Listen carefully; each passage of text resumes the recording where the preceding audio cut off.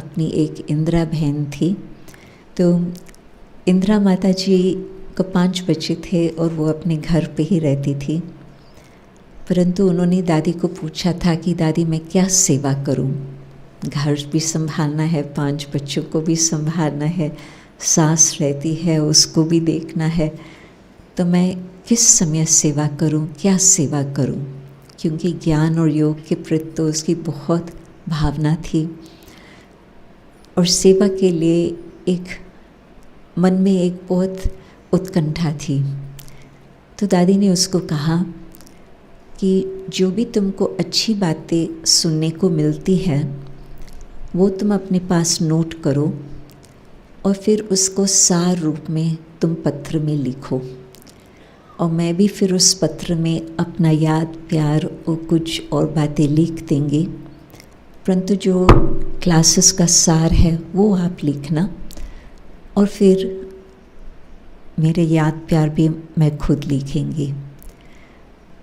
तो न सिर्फ लंदन की सेवा, परंतु एक बहन उस घड़ी कैम्बोडिया में थी, कुछ बहनें हांगकांग में थी, कुछ बहनें अमेरिका में थी। तो जो विश्व की सेवा ब्रह्मा कुमारी संस्था का फैलाव का जो आधार रहा, आप सोचो दादी के क्लासेस और इंदिरा बहन की सेवा, क्योंकि वो हर रोज़ रात्रि को उसका नियम बना हुआ था कि इस सप्ताह मुझे इसको लिखना है, इस सप्ताह मुझे इसको लिखना है। तो 4 खंडों में, तो हाँ अफ्रीका में भी 5 खंडों में वो पत्र जाते रहे, और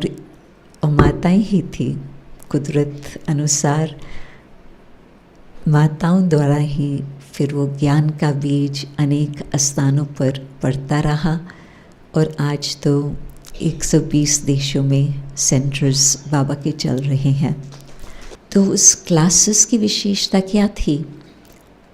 क्लासेस में भी आत्मा, परमात्मा और कर्म फिलॉसफी की बातें आती थी, परंतु उसमें भी बुद्धि के परिवर्तन का आधार ज्ञान,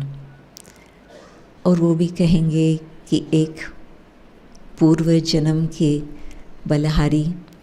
जिन आत्माओं ने सच्ची दिल से परमात्मा की खोज में अपना श्वास, अपना समय दिया है, तो वो घड़ी आती है जबकि परमात्मा का ज्ञान प्राप्त होता, और परमात्म ज्ञान के द्वारा बुद्धि एक दिव्य बुद्धि बन जाती।